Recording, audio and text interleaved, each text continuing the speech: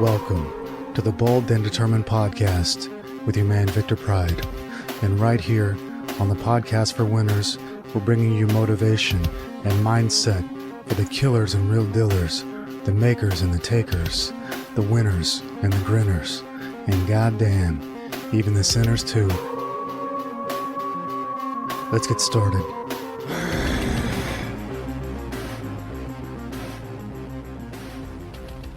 Hello, my friendly friends. Welcome back to another edition of the Bold and Determined Podcast with your man, Victor Pride.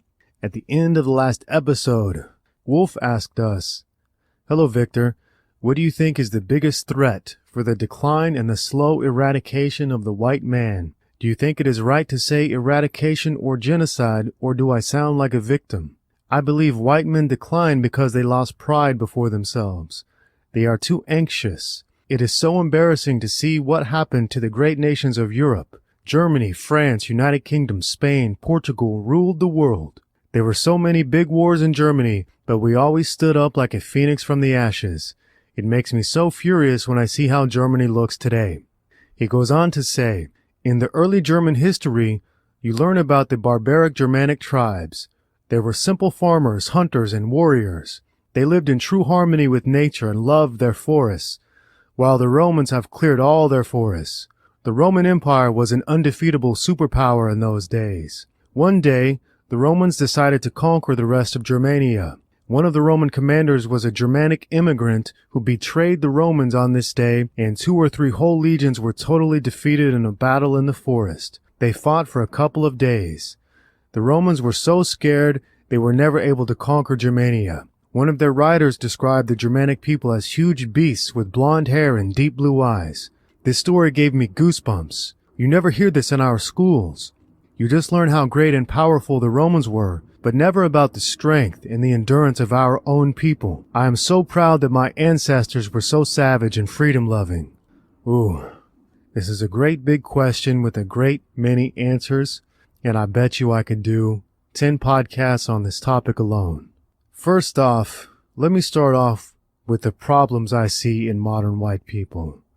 Now, don't confuse me with somebody who is anti-white, but also don't confuse me with somebody who is blind, because I see problems with our people. And right now I'm going to tell you what some of those problems are. White people are afraid of being white. White people have completely lost their connection to nature and to the spirits that inhabit nature. Our true religion has been completely lost and decimated, and we are not giving praise or thanks to the true spirits, and we are not placating them, and they are angry with us. We hold our own ancestors in contempt.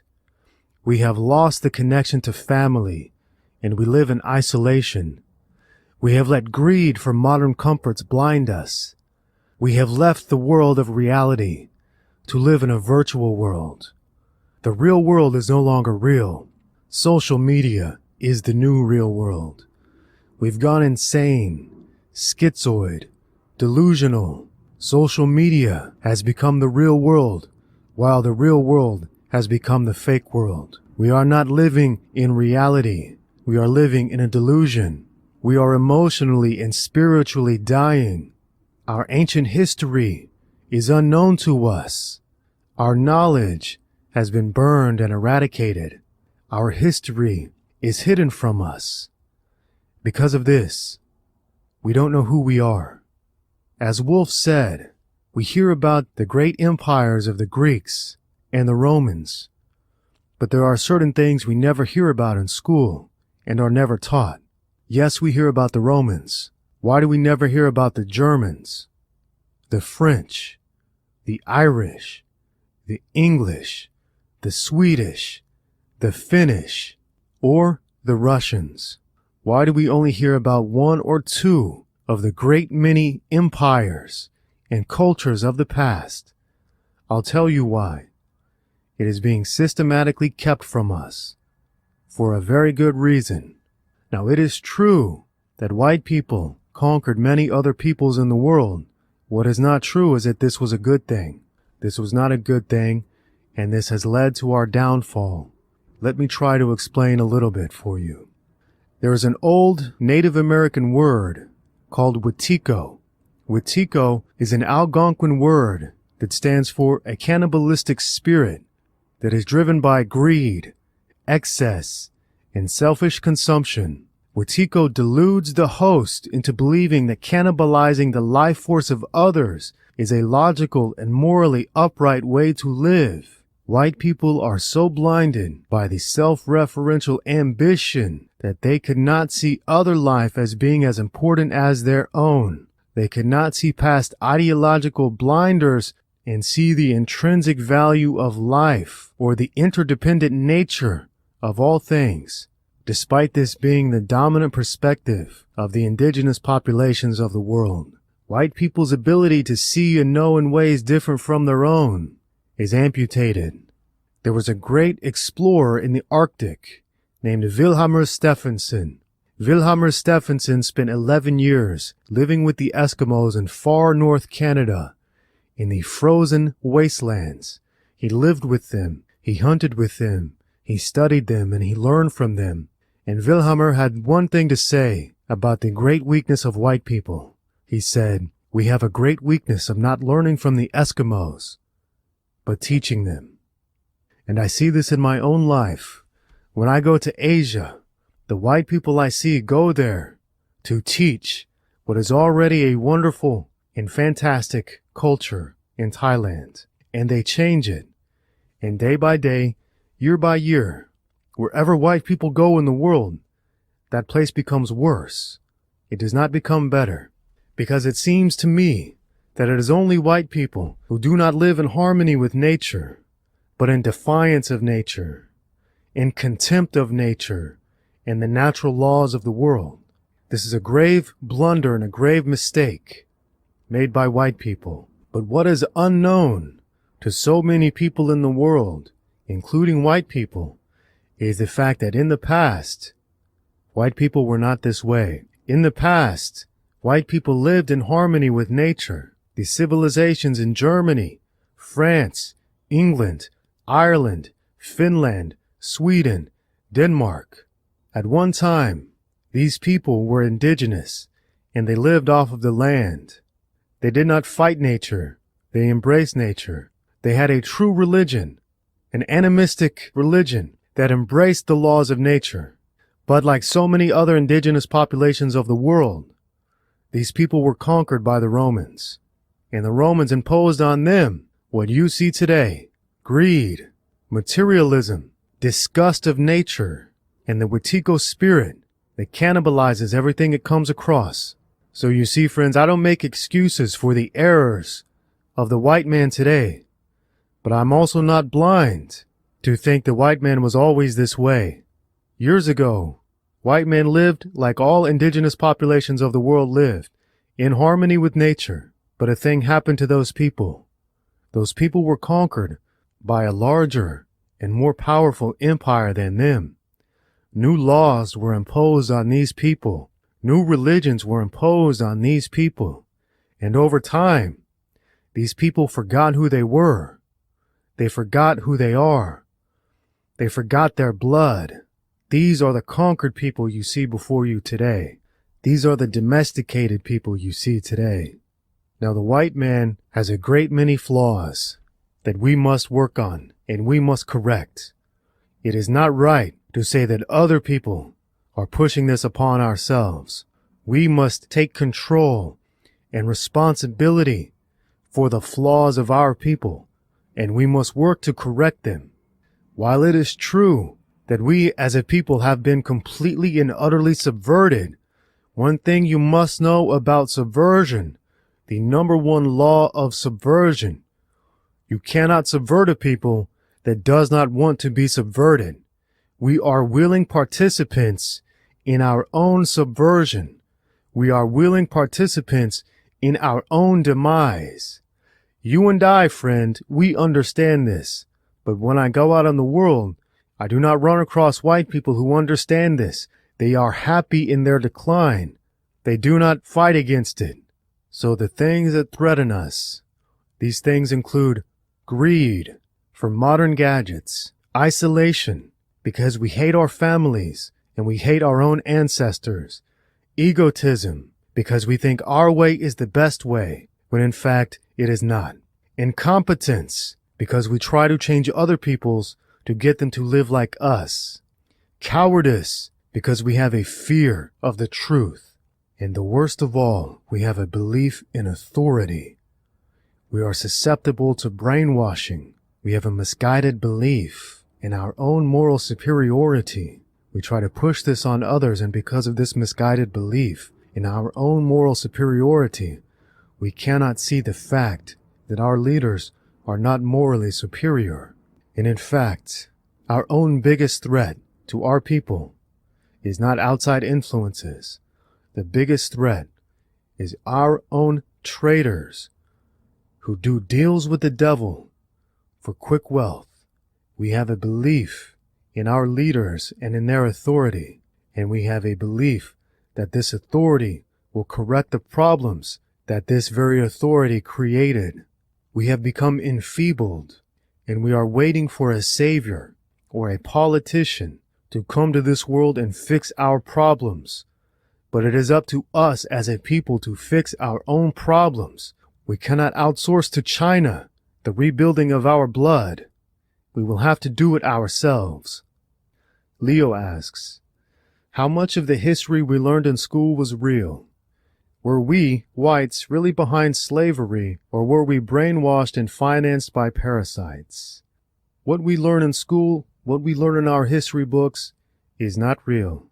Going back to what we just discussed one moment ago, our true history has been erased and eradicated, and a new history has been put in place.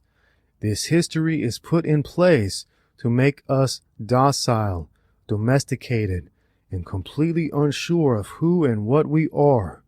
George Orwell said this very famous quote. He said, "The most effective way to destroy people is to obliterate their own understanding of their history."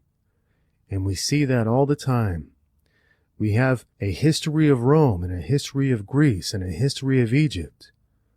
Where's the history of England, Germany, Ireland, Sweden? Were these countries not on the map in previous years? Or were the histories hidden from us? Because we don't know who we are, it's very clear and obvious to say that our history has been hidden from us.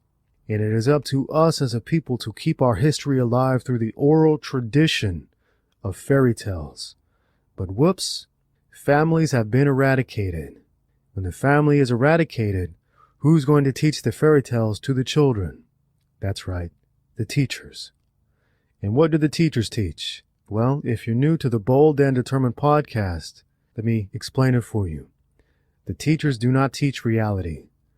They teach what they want you to think. And I'll give you one example from the Bible, the story of Joseph. If you went to Sunday school, you heard that Joseph was a real great man who saved the Egyptians from starvation and gave them grain. And we hear this, we believe this, and we rely on our Sunday school teachers to tell us the truth. But friends, when you actually sit down and you read Genesis, you find out what is really going on. You find out that Joseph is not really the Savior he was explained to us to be. In fact, Joseph was an original shadow man. And Joseph knew of an upcoming drought, and he had grain in storage. And the people of Egypt were bread eaters. And in this drought, they could not grow anything. They were hungry. They came to Joseph and they said, "Please give us grain so that we may eat." And Joseph said, "Well, first, give me all of your livestock." So they gave Joseph their livestock and said, "Can we have some grain?" Then Joseph said, Yes, but first, give me all of your money." So they gave Joseph all of their money and asked for grain. Then Joseph said, "You can have some grain, but first, give me your lands." So they gave their lands away and asked for grain. Then Joseph said, "Sure, you can have some grain, but first you must move to the city. You must move from your homes in the countryside and live in a city." So the Egyptian people moved to the city. They left their families in the countryside, and they joined the modern cities. Then Joseph said, "You can have some grain if you work for me, till the crops. and you give Pharaoh 20% of the earnings from tilling the soil with this grain that I give you. And they did it. And they got grain. And that is how Joseph became the savior of the Egyptian people, by first taking every single thing they had and giving them back a very little bit in return. So the story of Joseph the Savior is actually Joseph the Slaver. And if we took the time to read Genesis, rather than relying on what other people say, we would see this as clear as day. And if we were smart, we would learn the lessons of history well. We would know that when modern disasters come along, and droughts come along, and famines come along, often there is an agenda behind it to take more of your stuff, your freedom, your wealth, your property, your resources, and then give you back a little bit in return. In modern times, this is called communism, but it is not limited to what we think of as communism. You could also call this welfare, social benefits. The idea is that they give to you. What's hidden just beneath the surface is that first they take everything from you. They turn you into livestock, and then they take care of you as livestock. And if you want freedom in this world, you have to be awake to the reality of what is going on with our leaders. Andrew asks, this may be a politically incorrect thing to ask, but why are the Jews the way they are? I haven't gotten a straight answer from anyone on this subject. Everyone always wants to avoid this topic. Jews were responsible for hundreds of millions of deaths in the Soviet Union and have done bad things to inflation and have promoted degeneracy. Definitely not all Jews are bad, but it seems like there is something terribly wrong. Friends, I'm not going to sit here and give you a rant about the Jews and how the Jews are taking everything from us, because if we look to other people, everything will always be taken from us.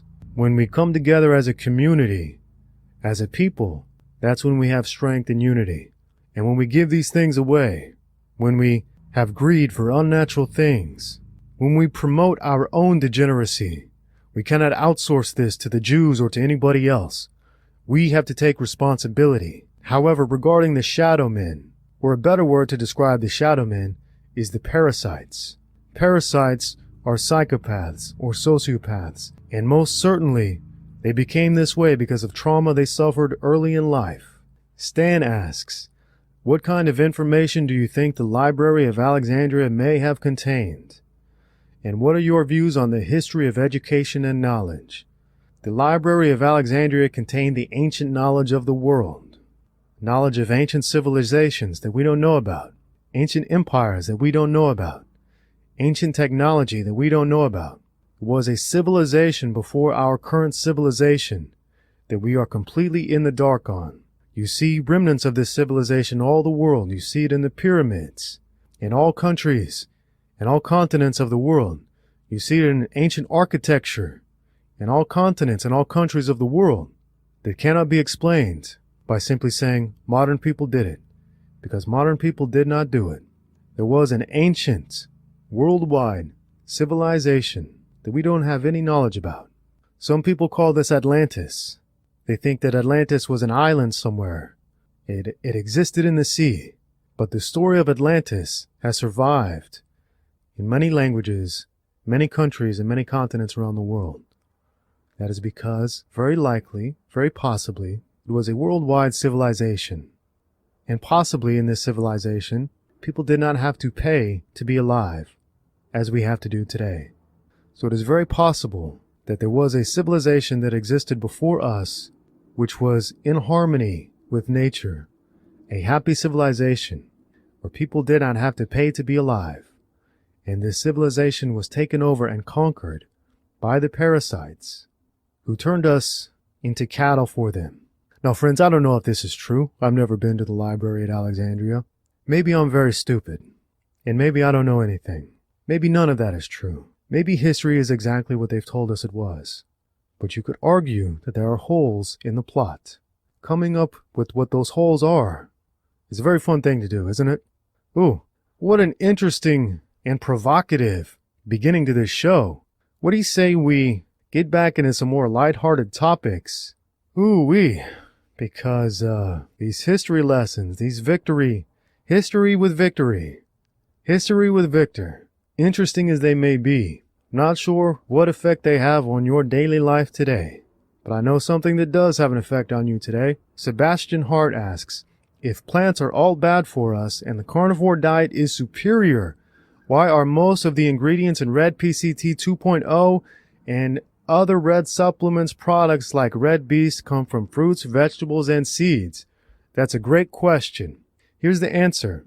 Plants are not nutrition. They're not food. What they are is medicine. Now, you've heard me say before that carbohydrates are drugs, and you experience withdrawal symptoms when you stop eating them. When you want some medicine for your tummy ache or for your headache, where do you go to buy this medicine? You go to the drugstore. What are all drugs in the world made of? They're made of plants. So plants have a very big role in our health and wellness. What they are not is food. What they are not is nutrition. You cannot live by eating plants. What will happen if you go on a vegan diet and eat nothing but plants is that your body will eat itself. It will start by eating the fat and the muscle. If you stay eating plants for long enough, your body will start eating its own bones. So again, I say to you, plants are not food, they are drugs. And when you combine drugs in a certain way, you get certain results and certain benefits. And this is why all of the medicines in the world, all of the supplements in the world are made from plants. And of course, you have natural medicines such as magic mushrooms and things like that. There's no meat in the world that can get you high. Even though some people think fermented meat can make you feel really good and get you high, but there's no such thing. The highs cannot compare from what a plant can give you. A plant like peyote, for example, nothing in the animal kingdom can get you in a state like peyote can. So plants are medicine, not nutrition. Don't try to live on them, but you can use them and utilize them in your life as tools for achieving the ultimate, whether the ultimate be a good physique or a better brain or help to stay awake or go to sleep or fix your tummy ache or fix your headache. That's what plants are here for. Vermont asks, what is your opinion on Current's fetish view on carbs? In his interview, he stated you need to add about 100 grams of carbs to increase your weight. Please describe your specific views on carbs and personal plans about it. I mean, if you were to eat carbs ever again, and if so, what would it be? Carbs are a big mystery for me since I ever started to think about diet. Okay, if you want to gain weight, there's a couple different things you can do. You can stuff your face with meat and cheese and things like this, or you can add carbohydrates. And in fact, this is the number one reason that if people would ever eat carbohydrates is to gain fat. In nature, we would eat carbohydrates about 3 to 5 times a year. We would not eat them 3 to 5 times a day. When we found a nice supply of berries in season, we would gorge on the berries so that we could gain weight to help us get us through the winter. Because when you don't have enough food to eat, your body will eat itself. So, if you want to gain weight, absolutely, carbohydrates can play a big role in that. And about 100 grams of carbs per day would be fine. Now, the way that you prepare your carbohydrate foods makes all of the difference. When we read Nutrition and Physical Degeneration by Weston A. Price, we see that all of these ancient and historical indigenous peoples did not just pull their vegetables out of the ground and eat them. They prepared them all in a specific and certain way. If they ate bread, they would soak the bread overnight. They would sprout the grains before they would make the bread. If they ate vegetables, they would ferment the vegetables first before they ate them to make them less toxic. So there's always a way that you want to prepare your certain foods before you eat them, because if you just eat them as is, they can be and are toxic for you. Now, if I personally wanted to gain weight, this is exactly what I would do. I would drink raw goat milk mixed with raw honey. For me, this is the most tasty and delicious drink I've ever had in my life. Now, I know many people don't have access to raw goat milk, but for me, this is what I would do. I would go out of my way to find it. That would give me enough carbohydrates mixed with the honey to gain weight. And also, this recipe, raw milk mixed with raw honey, is a great sleep aid. If you're having trouble sleeping, raw milk mixed with raw honey will put you right to sleep. Now, if you want to add other carbs such as rice, I would probably go with rice. If I were to eat any other carb as a staple in my diet, it would have to be rice. To me, rice seems like it's one of the least harmful of the carbohydrate foods. I wouldn't eat any vegetables. I wouldn't eat any fruits. I would probably eat rice. Chris asks, Vic, you say that building muscle comes from eating protein and fat. How do you reconcile this with muscular cows that eat grass? I've seen vegans use this argument and I'm not sure the answer. Okay, the answer to this, and it's a very good question, the answer is we're not cows. Cows have a very different digestive system than humans do. Cows actually have 4 stomachs, and inside the stomach of the cow is a bacteria that ferments the grass that they eat. And the way that a cow eats grass is very interesting. They eat the grass, it goes in their stomach, they actually vomit the grass back up. They chew it again, this is called chewing the cud, and they re-swallow it. And inside their stomach, the bacteria ferments the grass that they eat and gives it more bacteria. This bacteria provides amino acids.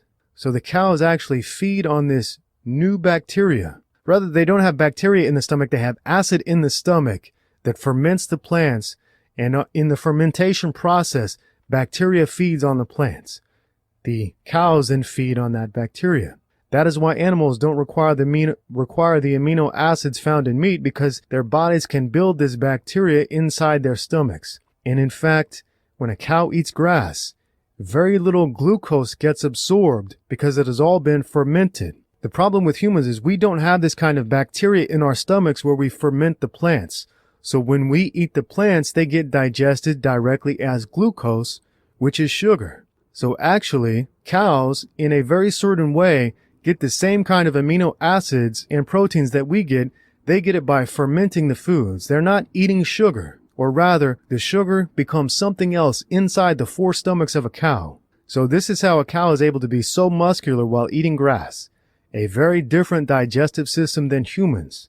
If you don't agree that a human cannot build muscle on a vegan diet, I invite you to go out to the field and eat some grass and see how well it works out for you.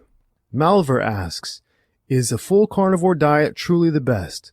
Full carnivore diet is dubious to me because the best athletes would be using it if it were ideal. If full carnivore were the best, wouldn't the most competitive men in the most physically demanding sports do this? We don't see this. No top athlete follows pure carnivore, let alone raw. If it were the best, why aren't the best men who are searching for the slightest edge over competition using this diet? That's another great question, and I've got an answer for you. The reason why the best athletes in the world are not searching for the best diet is because they're on a different search for the best drugs in the world. All of the best athletes in the world have the access to the best drugs in the world. And the best drugs in the world overtake the effects of any of the best diets in the world. The drugs are far stronger and far superior for muscle gain, for endurance, for strength than any food in the world. So you could eat the best food in the world or the worst food in the world. You will not be able to compete with somebody who was on the best drugs in the world. And you can see this clearly today because the bodies of our athletes are very, very different than bodies of athletes in the past. What do you think could be the change? Do you think the food has gotten better? If the food of the average person has gotten better, why have they become so sickeningly obese? The food has gotten worse, the drugs have gotten way better, and oh my goodness, I know you can hear that lawnmower, leaf blower in the background. Just try to bear with me, my friends. And we are back. I had to take a little bit of a break and go eat some lunch because of the lawnmower man in the background. And regarding my earlier soliloquy on the decline and the downfall of white people, I have to change my mind. Forget about everything I said in the previous part of this show. The real decline of white people, especially in America, is their insane need to pay Mexican people to take care of their lawns. This obsession with something of such a petty nature, the lawn, while ignoring the gross realities of the world, will be why white people decline. They pay attention only to nonsense, and to something that makes total sense, they are immune to that. They don't see things that make sense. They do things only that make no sense. Now, I did go and eat me a nice fat steak, and ooh-wee, I feel so much better. You see, this morning I did not eat anything. I was at the coffee shop finishing up the manuscript for Monk Mode. And when I got home, my steak was still a little bit frozen. So I decided to go ahead and record the podcast before I ate. I generally like to eat before I record the show because eating a steak calms and centers me. Today I did not do that. Instead, I thought, you know what? I've not had a coffee in a long while. Let me go get a double espresso. I did. I drank it. And ooh, golly gosh. Those things are so very strong. If you don't have any caffeine in your system and you are not used to it, those things are really very strong. And ooh, really puts you in a different mood. And I had to go and eat me a nice fat steak to calm me and center me. So let's get on with the show. Aston asks, carnivore diet. Once you're on it, it prevents you from going back to any other food. Sean Baker got gastritis after eating a small apple. How is this diet making us robust if it makes us this sensitive to any other food? That's a great question, and the answer, I think, should be self-evident and a little bit obvious. If you spend time away from these foods and then you eat them again and you get sick, it should clue you in to the nature of these foods and what they're doing to you in the first place. I'll go back a moment ago to my coffee analogy. When you don't drink coffee for a long time, let's say you're a coffee addict and you drink 2 or 3 coffees a day, you become used to the effect that coffee is giving you. You become used to the anxiety that coffee gives you. You become used to the ill mood that coffee can give you, so you don't notice it. However, when you leave coffee, let's say for a year, and then you go back and you drink a cup of coffee, the results are insane. You see instantly all of the things that coffee can do to you, which you did not notice before when you were drinking 2 or 3 coffees a day. It's the same with the carbohydrate foods. When you're used to eating them every single day, you don't put 2 and 2 together. You don't understand or realize what they're doing to you. When you get away from them and then you eat them again, it becomes abundantly clear what happens when you eat these foods. There's a reason I've been telling you these foods are not meant to be eaten, because nasty things happen after you stop eating them. And then when you go to eat them again, bad things like gastritis happen. He goes on to say, it sounds like it makes us more sensitive. That is true. The carnivore diet makes you vastly more sensitive to all things, to caffeine, alcohol, any kind of medicine or pills, and food. Because you're not poisoning your system, you have a clean system, so you are vastly more sensitive to everything you take. He goes on to say, shouldn't we eat a large amount of animal products, saturated fat, and then also have a few vegetables or a few other things? He says, I want to be robust, not pathetic and crippled with pain after eating a piece of lettuce like Sean Baker. Okay. Again, it should be very clear and self-evident that these foods are the cause of not being robust. They are the cause of being crippled. And when you don't eat them, you are robust and you are not crippled. In fact, you are better than you've ever been before in your life. It is only when you go back to the foods that made you not robust and crippled in the first place that you get those same symptoms again. He goes on to say, and Sean Baker has diabetes. What is going on? Okay, regarding Sean Baker and diabetes, this is what Joe chimed in to say. Sean Baker does not have diabetes. High-performance low-carb athletes develop something called glucose sparing that allows their body to hang on to blood glucose their body produces for exercise purposes. So Sean Baker does not have diabetes. This is a lie by certain people. However, let's assume that he did have diabetes. Let's pretend that he has diabetes. If he had diabetes, he's doing exactly the right thing to treat it, because diabetes is not a real disease. You cannot catch diabetes. You can't give diabetes to somebody else. Diabetes develops as a way to fight the glucose and the insulin that you constantly feed your body. It is a problem of blood sugar. And when you do not increase your blood sugar by eating carbohydrate foods, all of the symptoms of type 2 diabetes go away. I'm not a doctor.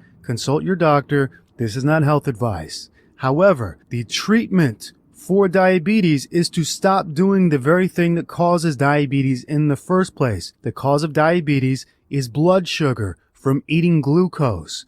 If you want to treat your diabetes or to have it vanish, stop eating the foods that give you the diabetes in the first place. I'm not a doctor. Go see your doctor. They care about you so much and they'll fix you with medicine. Next question is from a toothless vegan whack job. He asks, why do modern bodybuilders eat a low-fat, high-carb diet, but bodybuilders of the past ate more fat? Okay, another great question. Bodybuilders of the past were a lot more healthy than modern bodybuilders are. If you look at the top bodybuilders in the world today, they are not healthy people. Now, the reason why I believe they eat a high protein, high carb, low fat diet, the reason I believe is insulin. When you spike your insulin, you gain size. And now if modern bodybuilders were not on steroids, and 100% of them are, if they were not on steroids and they ate the same way, they would be obese people. It's the drugs that turn that into muscle. And the reason they are so big and so much bigger than before is insulin. The more carbs you eat, the more you spike your insulin, the bigger you get. So that is one reason. Another reason is they can actually get more ripped and more lean by eating a high carb, high protein, low fat diet. And the reason for that is they are essentially starving. When you eat high protein, high carb, low fat, you're hungry all the time. Now, as much as it can make you bigger if you have a caloric excess, it can also make you leaner if you have a caloric deficit. A bodybuilder of the past did not necessarily have to eat in a caloric deficit or not such a large of a deficit. Today, they have to eat in a very large deficit and consistently lower their carbohydrates over time and lower their calories over time. Now, when a modern bodybuilder gets on stage, they are in total starvation mode. But how could somebody who weighs 300 pounds and is ripped to shred with all muscles be in starvation mode? It's the drugs. It's a combination of the diet and the drugs. If you saw them naturally, without any drugs and following the same diet, you would see a picture of a very, very different person. Now, going back to Aston, who asked a moment ago, he says, you mentioned Anthony Napoleon, the author of Shadow Men, but it seems like he's a vegan. Why would such an intelligent man otherwise follow veganism? It makes me think veganism has some small credibility because I have great respect for him and he appears super smart. If veganism makes brains smaller, not sure if he's just a prodigy. Okay, now Anthony Napoleon wrote a couple of great books. He is a very intelligent man. Somebody brought it to my attention that he is a modern vegan, so I looked at his Twitter account and he is if this is the same person, yes, he's a very crazy vegan. Now, his books do not mention veganism at all, so we can be sure, because his books are very clear-headed, calm, and very intelligent, we can be sure that he was not a vegan at that time. So this must be a new development. Looking at his old work, which was very intelligent and very good, and looking at what he's doing now on Twitter, we can conclude that he has gone absolutely insane from following this diet. So it should be clear to your eyes what happens to you when you follow the diet. Even a very intelligent and smart man can go insane from vitamin deficiencies and protein deficiencies on the vegan diet. Looking at his Twitter, it should be very obvious to you what happens when you go onto a vegan diet and have no nutrition in your body. Now, to me, it seems like it's two different people.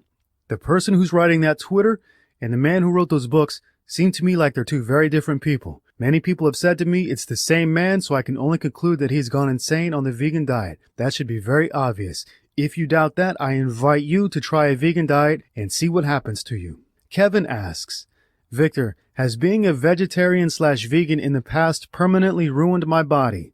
I now eat mostly meat, but I still feel the effects from when I was a vegetarian/vegan. My bones, chest, side, and legs ache or have sharp pain from time to time, even though it has gotten a lot better since including meat into my diet. I still burp a lot, but I still feel like I'm about to die at times. Would it be a good idea to go see a doctor? I'm not a doctor. This is not medical advice. You should always go see a doctor for every little problem you have in your life. Doctors are great. In my opinion, no, you should not go see a doctor because there's nothing a doctor is going to be able to do for you except give you drugs. Drugs aren't going to fix the problem. Nutrition is.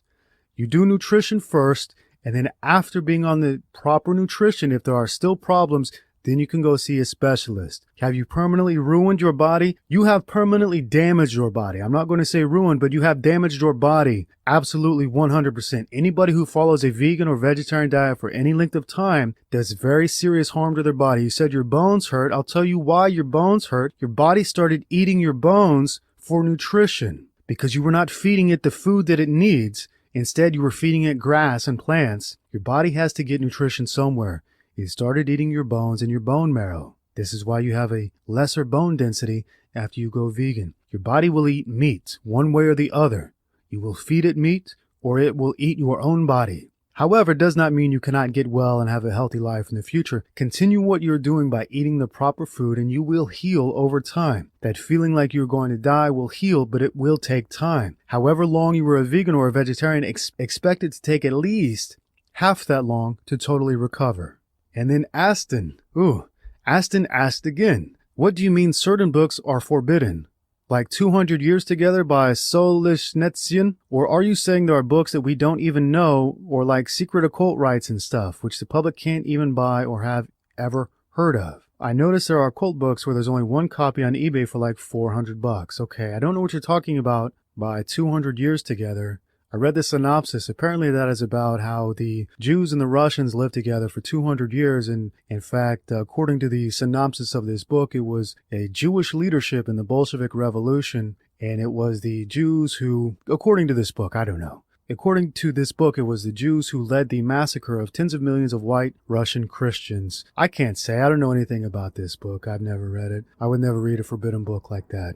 Okay, his last question is, do you think the elites have bona fide superpowers like communicating with other galaxies, teleportation, as crazy as it may seem? I don't think they have superpowers, but I do think they understand the supernatural. And they have understandings of some of these following things like economics, astrology, numerology, psychology.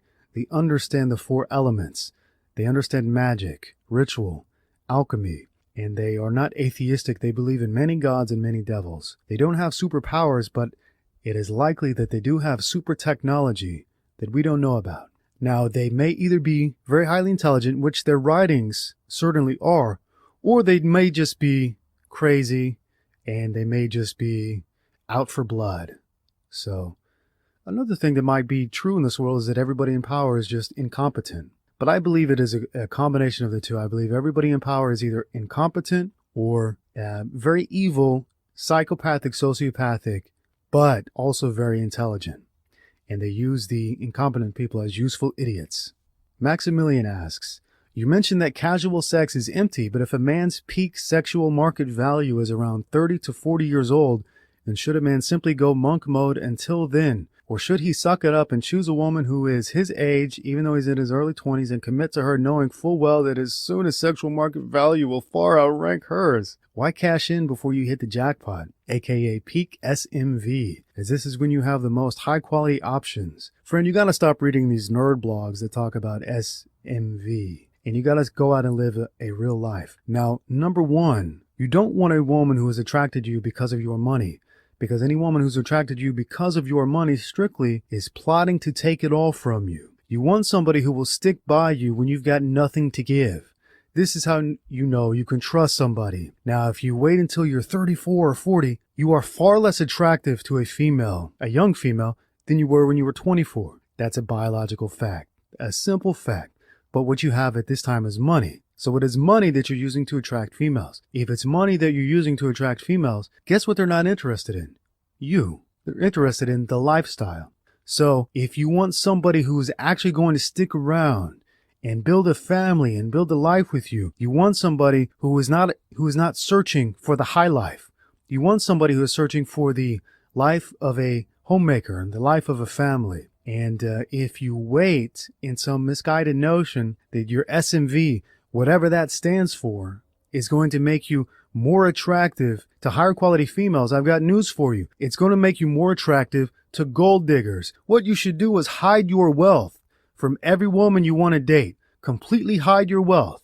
You will separate the wheat from the chaff if you hide your wealth and pretend to be poor. He says, also, I have moved to Thailand and have been here for a little over a month. It is quite sad to see, but the smartphones are taking over here as well. I have noticed that there is fluoride in most of their water brands and all of their convenience stores sell 99% junk food. It's almost as if the elites are taking advantage of Thai people's kindness, passivity, and lack of education. The elites take advantage of all people's kindness, passivity, and lack of education. Regarding Thailand, it's getting much worse. It was much better 8 years ago. You did not see obese people in Thailand even 3 or 4 years ago. Now it's a common occurrence to see obese Thais because of the junk food. And it was very common to not see people with smartphones even 4, 5, 6 years ago. That has all changed. Everywhere that a smartphone appears, the life gets worse. Everywhere that processed food appears, the life gets worse. Nico asks, I listened to your old Q&A podcast and you said that you only envisioned writing B&D for a few more years before moving on to other ventures. Is this still your plan or do you foresee a different future for Bold and Determined? I plan to do Bold and Determined until the day I die.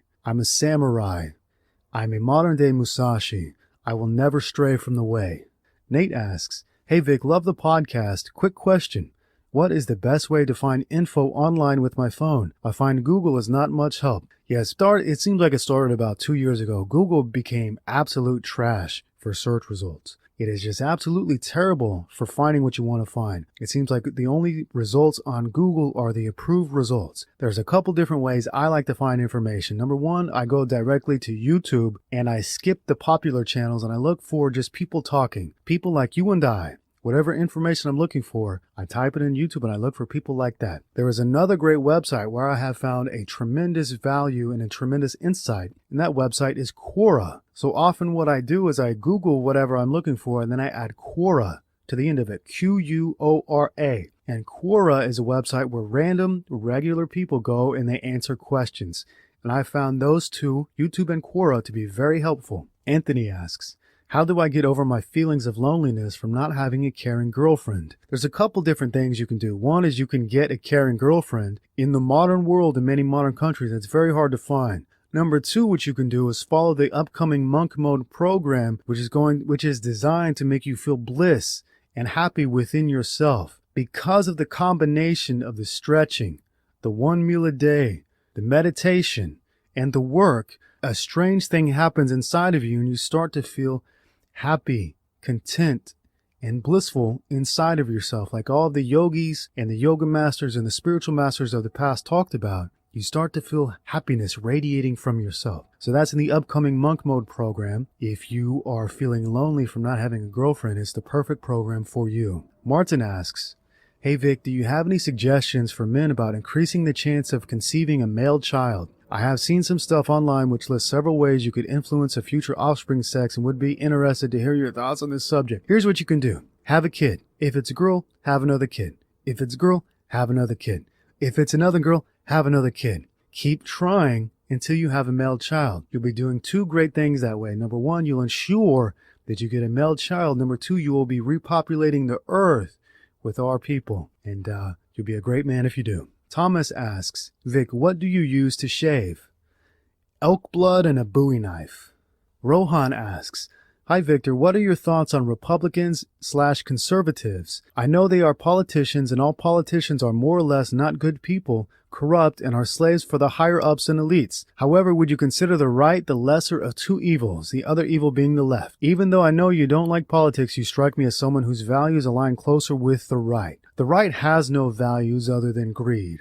The left has no values other than degeneracy. They're both terrible. They're both bought and paid for. I don't support either of them. And the worst thing you can do, friends, is to be a Republican who always argues with Democrats, or to be a liberal who always argues with conservatives. They want you divided so you are easily conquered. They want you fighting with each other so you can't see the real problem. All conservatives and all liberals are on two ends of the same spectrum. We're the same people. We should not be fighting each other over petty differences in politics when all of the politicians work towards the exact same goal. So why are we fighting each other? We must join in harmony to advance our society, our people.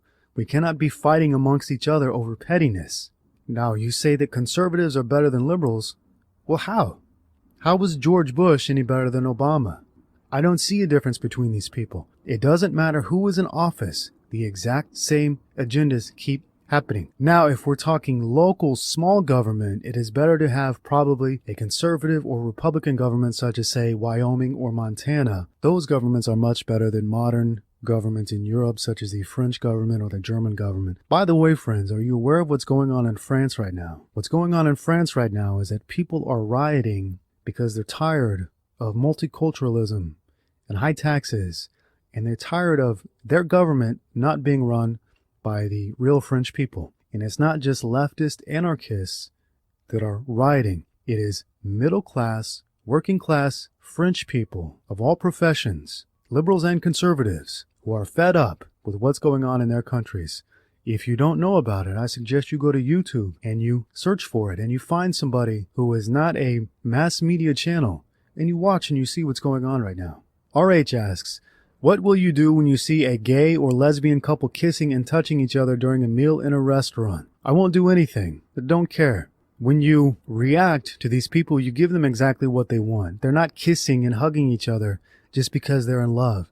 They're doing it to get a reaction out of the normal people. Now, when I first went to California, I walked into Chipotle in Hollywood one day, and I saw two ultra gay men, a black man and a white man, frantically making out, but more than that, they were eyeballing. They were staring at me when I walked in and kissing and staring at me and daring me to say something. So these people, they do it just to get a rise out of you. They don't do it because they're in love. They don't do it because they're family and happy together. They do it to get a rise out of you. So just don't react. Getting Stronger asks, what are your opinions on raw honey? Is it healthy or should I avoid it? Raw honey is terrific. It's a really good healing agent. It is a good carbohydrate source if you want to gain weight. And for me, it is probably the number one food that puts me right to sleep. If I'm having trouble sleeping, I can drink some raw goat milk mixed with some raw honey and I fall right asleep. But I probably would not eat it every day. His second question, are sexual diseases a scam? Are they population control through fear of having sex without condoms? They are not a scam. Sexual diseases are real. In fact, there's a sexual disease epidemic in America from people hooking up from Tinder. So they are a real thing.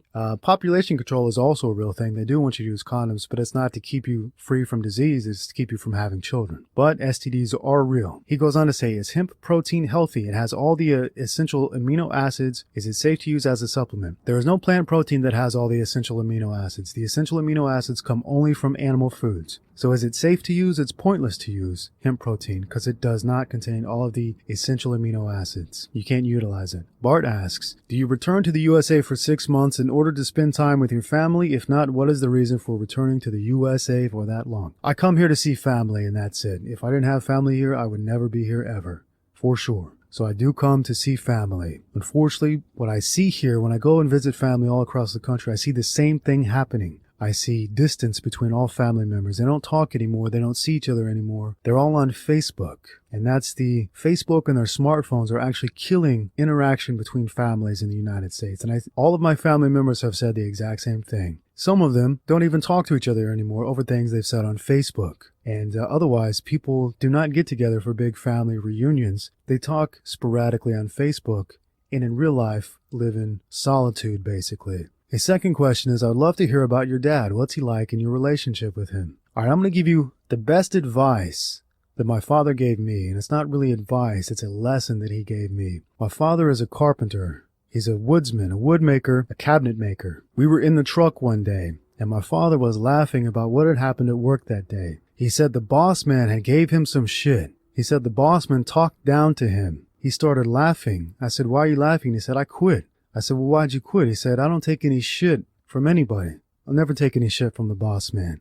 I said, well, what are you going to do for money? He said, I'll find a new job tomorrow. And he was laughing about it the whole time. And I've remembered that lesson all my life. I wrote an article about this in the past, but I call this fuck you mentality. Some people try to work for fuck you money. When you have fuck you money, you feel like you can do anything. You're not beholden to anybody. But when you have fuck you attitude, it doesn't matter if you have money or not. If you have fuck you attitude, you'll never take any shit from anybody. And you'll have the attitude that you'll make anything work for yourself. If you quit your job or you get fired, you'll find a new one tomorrow. But if it's a matter of taking shit from anybody, no. Got 2 words for you there, pal. Fuck you. Okan asks, you mentioned in the last podcast you didn't want to contribute to the downfall of our people. Is there anything else we can do to make sure we aren't contributing to the downfall of our people? The number one thing you can do is have children. Without children, there is no future. Other things you can do are don't use dating apps. Don't use social media. These things are not designed to bring you intimacy. They are designed to drive intimacy away from you. What you must do is be in the real world, outside, and not in the virtual reality. Turn off the television. Avoid and ignore all mass media advertising. Support your local ranchers and farmers. Support small-scale content creators and never support the large networks. Open your eyes and never believe the lies. Alex asks, how do you feel about using countdown timers to increase conversions on your website? Would you use them if you tested them and your conversions increased more than 10%? Absolutely. Anything that works, you use it. Anything that doesn't work, discard it. Regarding countdown timers, they work very, very well to bring in sales for your new product. So I believe I probably have used them in the past. I have no problem with using them. Again, use whatever works. If you test it and it works by 10%, then by all means, use it. Robert V asks, hi Vic, your podcast is quickly becoming the best around in my opinion. Anyway, I have experienced really shitty self-esteem and severe loneliness all through my 20s, and I have some anger issues, probably due to unconscious psychological pain. I was considering taking up a martial art to help with these things. Would you recommend this? And specifically, do you have any experience with Muay Thai? I live in Thailand for 6 months each year, so the option is there to train with really experienced coaches. Okay, a couple of things here. A lot of mental problems such as self-esteem, loneliness, anger issues, depression, a lot of these things are nutrient deficiencies or vitamin deficiencies, specifically vitamin B12. So the number one thing you want to do is you want to fix your nutrition. And of course, you know what I'm going to say regarding to fixing your nutrition. Follow a high-fat, all-meat diet because it has all of the things that actually help your body to heal itself. Now, there's a funny thing that happened to me when I was following my monk mode program. All of my anger went away. Any kind of depression went away. Any kind of unhappiness went away. It was a very strange thing, but I was constantly in bliss. So I would recommend the monk mode program for 30 days, specifically because it acts as like a dopamine fast or a dopamine deload. And a lot of the psychological pain and burdens just went away. And somebody mentioned this to me when I was starting the 30 days, 1 meal a day. He said, prepare to release childhood traumas while you eat 1 meal a day. And I don't know if I released any childhood traumas, but it seems like any kind of trauma or ill feelings just healed themselves while I was doing 1 meal a day. So I would recommend doing that. Our bodies are so overburdened by the food we're eating, by the products we're consuming that are giving us dopamine. Of course, you must stop internet porn. That's probably the absolute worst. It's good if you stop social media. All of this is going to be detailed a little bit more in the Monk Mode ebook, which is going to be coming out soon. But more than just buying the ebook and reading it, you should actually follow the steps in the Monk Mode program. I believe in it very, very much. I believe it can help you. Regarding Muay Thai and training martial arts, yes, it's a very good thing. It releases a bodily anxiety, but regarding it can help the self-esteem, might help the loneliness. Regarding the anger, because you're punching a bag all day, it can definitely help with the anger as well. So I would use monk mode in conjunction with training in Muay Thai if that's something you enjoy. Samgar asks, hi Vic, thanks for answering a previous question. What do you think of tattoos?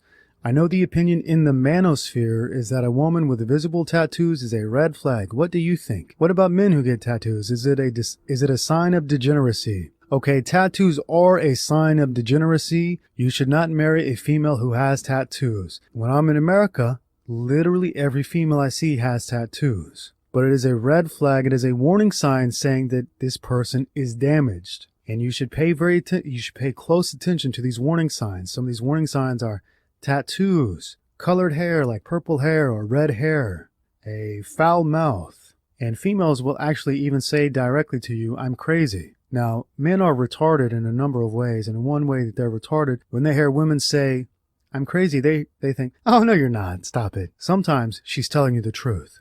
So, there are warning signs. Stay away from any female with a tattoo. She's damaged.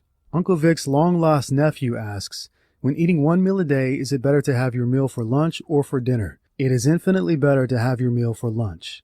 I tried them both. I did dinner for 2 weeks and lunch for 2 weeks, and lunch was the superior choice. Lunch was the big winner. When you wake up at 5 a.m. like I was doing, then you eat a meal for dinner at 5 p.m., you have a very long time where you're just thinking about food. Many hours where you're thinking about food. When you push that meal up to 12 or 1 or 2, you don't really think about food at all. And then after you eat that meal, you are satisfied and you're full and you're no longer thinking about food. So eating 1 meal a day at lunch is superior because you spend less time thinking about food and you spend more time being able to do the work that actually matters. Roy asks, hi Vic, thanks for giving us wisdom on my previous question regarding coaching and developing a woman's thoughts and behaviors. His new question, how would old Saint Vic go about communicating sex without ejaculation to his female partner? Is it just better to act accordingly without explaining the sex transmutation concept? Yes, there's no reason to explain anything to her, communicate anything about it. Simply do it, and A, she'll be very happy at how long you can last, and B, there's no need to explain it to her. It's unimportant. Act accordingly, do what you're going to do, and she's going to be happy enough and satisfied with the length of time that you are able to last. Gus asks, hi Vic, what are your thoughts on creatine? Does it actually do anything other than just give you a pump? Well, giving you a pump is something. So the more you can pump up your muscles, the more you're going to be able to build them up. Does creatine work? It works, absolutely. That's why it's found in red meat. So if you eat a lot of red meat, you're going to get natural creatine. You could supplement on that with a natural creatine supplement, which is not illegal, should not pop on doping tests. It might pop on some tests, but otherwise it should not. And it, like I said, it does give you a pump. And the more of a pump you have, the more muscle you're going to be able to build. It doesn't work like steroids, but it does work. Chian asks, have you heard of Hidden Messages in Water by Masaru Emoto? Is this real? I'd never heard of it, but let me read the synopsis for you. It's a New York Times bestseller by a Japanese scientist who shows how the influence of our thoughts, words, and feelings on molecules of water can positively impact the earth and our personal health. Using high-speed photography, he discovered that crystals formed in frozen water reveal changes when specific, concentrated thoughts are directed towards them. He found that water from clear springs and water that has been exposed to loving words show brilliant, complex, and colorful snowflake patterns. In contrast, polluted water or water exposed to negative thoughts forms incomplete, asymmetrical patterns with dull colors. The implications of this research create a new awareness of how we can positively impact the earth and our personal health. Is this true? Yes, it is absolutely true, and this is one reason why I urge you to bless your food. Positive thoughts directed towards your food, concentrating your positive thoughts towards your food, makes your food more alive and vibrant with positivity, and then you eat that and you become healthier than you are. This concept of giving positivity to water is not new. In the past, it was called holy water, and they used to bless the water and use this water to drive out demons and to achieve superior health. So the powers of concentration, the powers of directed will are very, very strong and very, very real. And you can concentrate and direct positivity into your food, into your water, and even into your work. And you can take from this extra positivity and gain. Likewise, you can curse food. And if you do this, as described by the synopsis of the book, this water will form incomplete asymmetrical patterns with dull colors. But if you want to be full color, if you want to eat food that is full color and vibrant, bless this food. Think positive thoughts and direct the positive thoughts to this food. Have a nice day.